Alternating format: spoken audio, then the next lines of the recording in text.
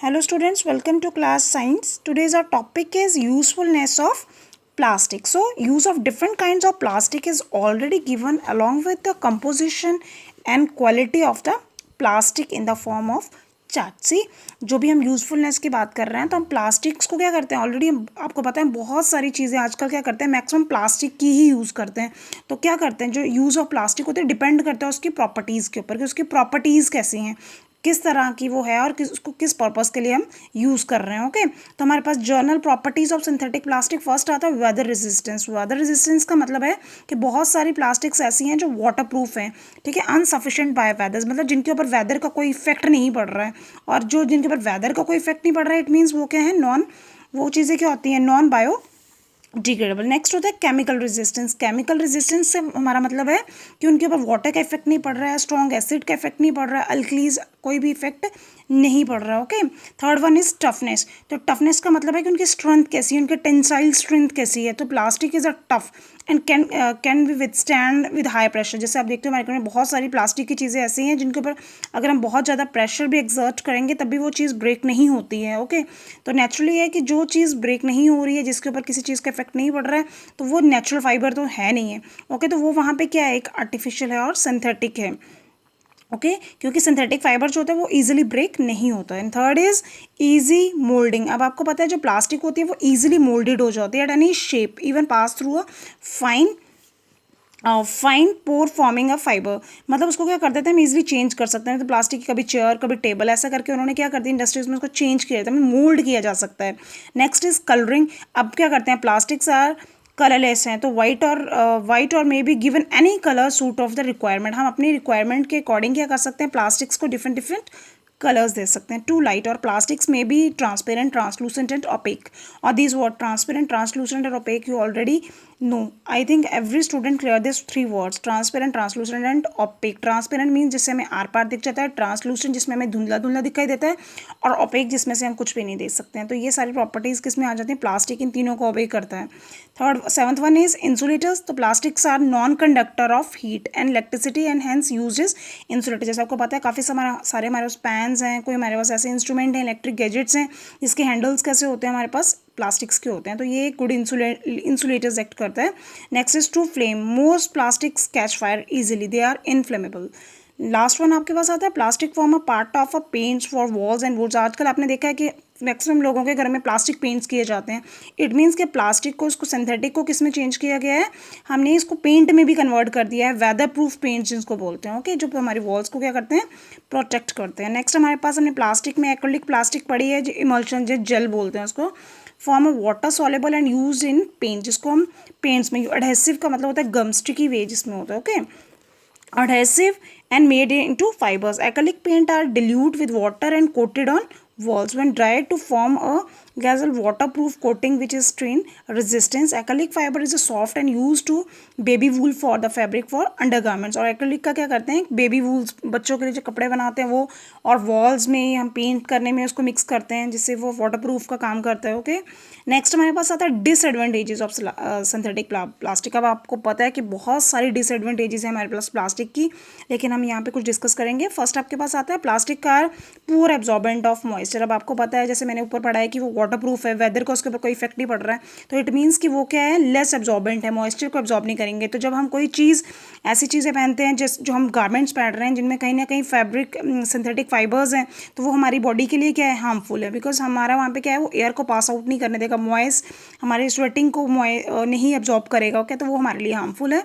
Second is plastic में melt और catch fire. अब प्लास्टिक बहुत जल्दी मेल्ट हो जाता है और बड़ी जल्दी आग पकड़ लेता है, तो जो सिंथेटिक मटेरियल्स होते हैं थोड़ी सी भी हीट लगी देन स्टार्ट मेल्टिंग। इसलिए कहा जाता है कि हाउस वाइफ्स जो होते हैं वो अपने घर में किचन में स्पेशली सिंथेटिक फाइबर्स के जो भी क्लोथ्स हैं उनको वेयर ना करें। थर्ड वन आपके पास आता है plastic while rubbing with our body. जैसे प्लास्टिक को हम अपनी बॉडी के साथ रब करते हैं तो वहाँ पे क्या हो जाता है एक स्टैटिक इलेक्ट्रिक चार्ज अपटर्न हो जाता है। जैसे आपके काफ़ी सारे हमारे क्लोथ्स ऐसे होते हैं जो मिक्स विद रेयॉन होता है, मिक्स होते हैं किसी शर्ट वगैरह जो भी है वो, अगर उसमें थोड़ा सा भी कहीं पे सिंथेटिक है तो वो चीज़ क्या करते हैं आप उन क्लोथ्स में कभी देखा होगा जब आप उनको ओपन करते हो या वेयर करते हो उस टाइम पे एक स्पार्कल थोड़ी सी स्पार्कल से लाइट निकलती है और क्रैकरिंग की साउंड आती है।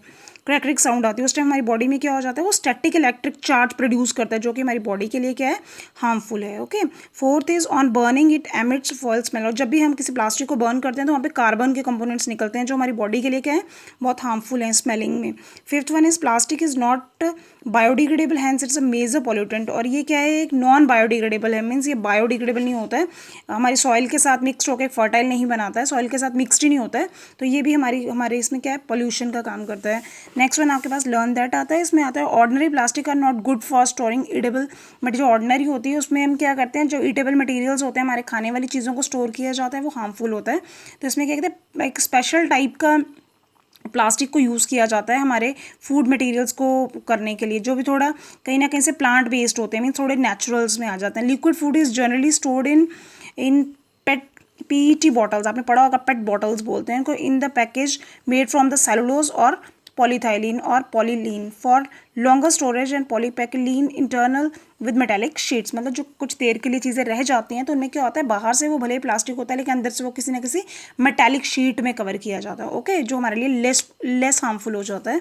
Second one is recently environmentalist have studied upon the biodegradable plastics which is decompose by air, जो एयर में डिकम्पोज हो जाएगा, sun and microbes. Biodegradable plastic also comes from plants और एनिमल्स वेस्टेज फ्रॉम फार्म्स, मतलब ये जो special type की बनाई जा रही है ये प्लांट्स और एनिमल्स की वेस्टेज से बनेगा। This plastic is given the name, इस प्लास्टिक को नेम क्या दिया उन्होंने, polycarbonate. Okay, third one is special care be taken to save and store the non-biodegradable plastic for recycling. It should be not to discarded into the garbage bins, drains to consider to fires, मतलब इसको जला देना ही उन्होंने best समझा है, इसको किसी भी डस्टबिन में गार्बेज में स्टोर करने के लिए मना किया है।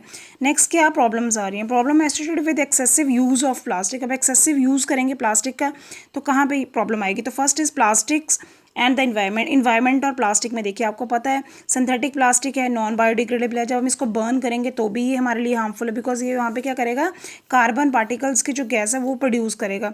और नेक्स्ट वन हमारे लिए सबसे बड़ी बात ये होती है कि अगर हम किसी भी रोड साइड पे उस प्लास्टिक के बैग में अगर हम कोई eating material, waste eating material डाल देते हैं और कोई हमारे जो कैटल्स या कोई भी जो एनिमल्स है उसको जब खा लेता है, उसको तो वो तो खाने समझ के उसको खा जाता है विद पॉलीथीन विद प्लास्टिक, जब उसको अंदर कर लेता है तो कहीं ना कहीं वो कुछ टाइम के बाद वो केटल जो है वो उसकी डेथ हो जाती है। ओके, बिकॉज ये चीज़ हमारे पेट में जाके भी डिजॉल्व नहीं होती है, तो उस पेट की या फिर उस केटल्स की क्या हो जाती है, डेथ हो जाती है। ओके, और अगर ये आपने कहीं ऐसे ही सॉइल में फेंक दिया है तो ये सॉइल को एब्जॉर्ब नहीं करने देता, वाटर वगैरह एब्जॉर्ब नहीं करने देता, ऊपर ही उसको क्या करता है, पानी को ऊपर ही तैरने देता है, ये सॉइल की एब्जॉर्बिलिटी को लेस कर देता है।